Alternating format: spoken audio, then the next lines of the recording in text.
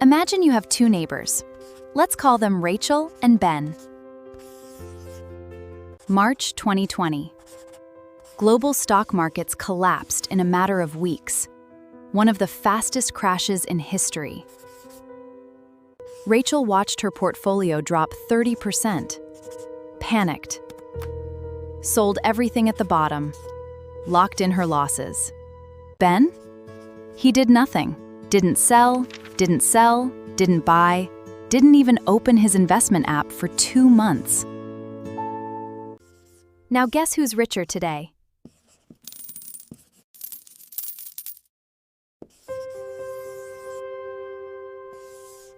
You're probably thinking, obviously Ben, because he didn't sell.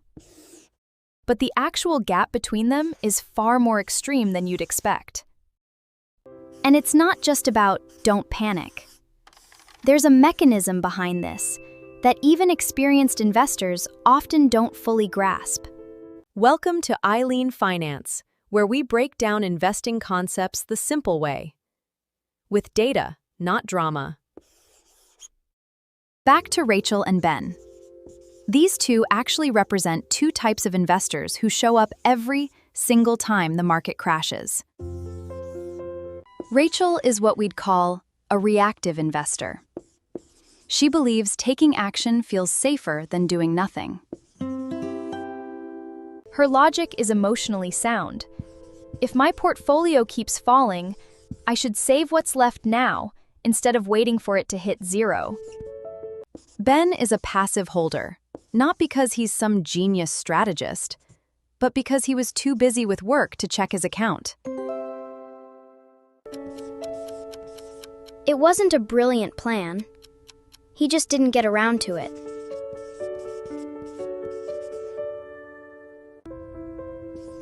Here's the thing.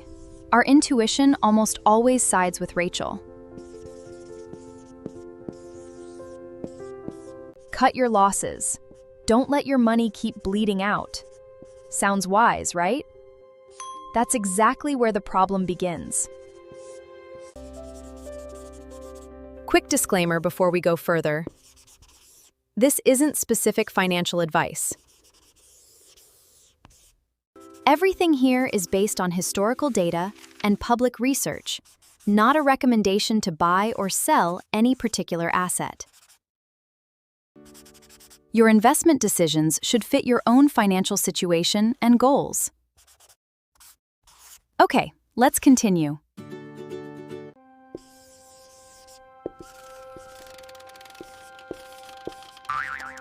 Now here's the part that'll make you think twice. Global markets, the S&P 500 included, hit their low around late March 2020. But guess how long it took major indices to climb back? A few months. A few months. Not even a full year. Research from J.P. Morgan Asset Management has found that most of a decade's market gains come from just a handful of the best trading days. Those best days almost always show up right after or even during the scariest periods. If an investor missed just the 10 best days in the market over a 20-year stretch, their total return could be cut by more than half. Not 10%, not 20%, more than half of their potential gains gone, simply because they weren't in the market on 10 specific days. And here's the irony. Those best days most often happen right after the worst days. Rachel sold at the bottom, which means she almost certainly missed some of the fastest recovery days that followed shortly after. So why does this happen? Why would a market that just crashed suddenly snap back so hard, so fast? Picture the stock market like a rubber band pulled too tight.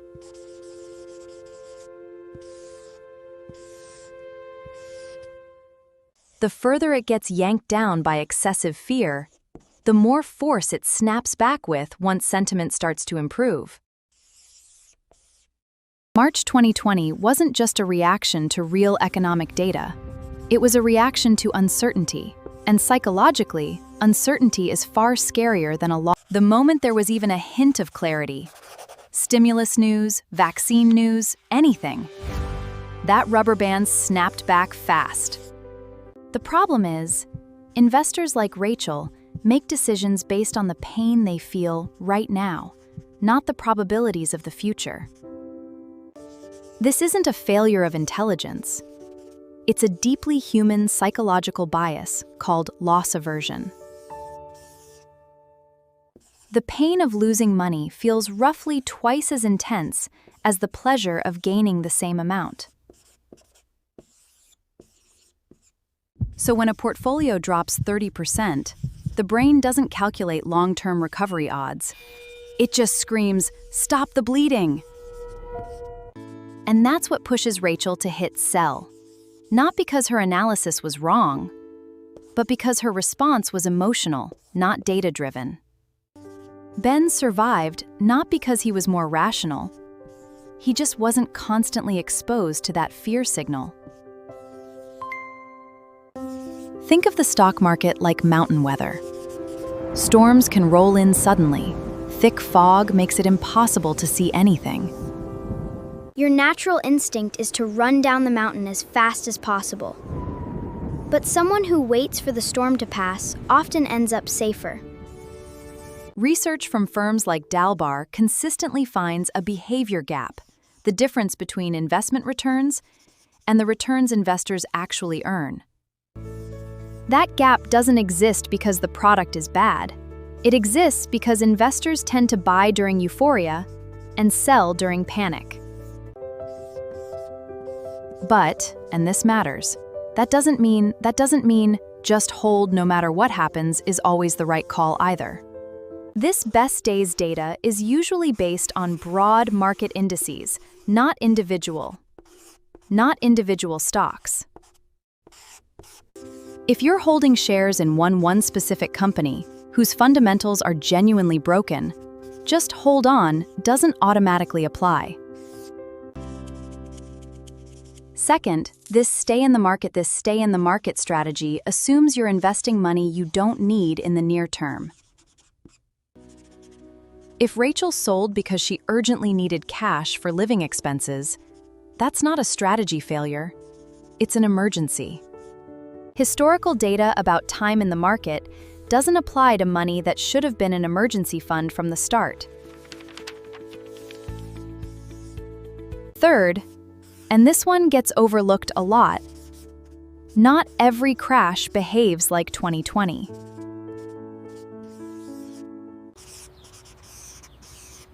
Some market downturns take years to recover from, not months.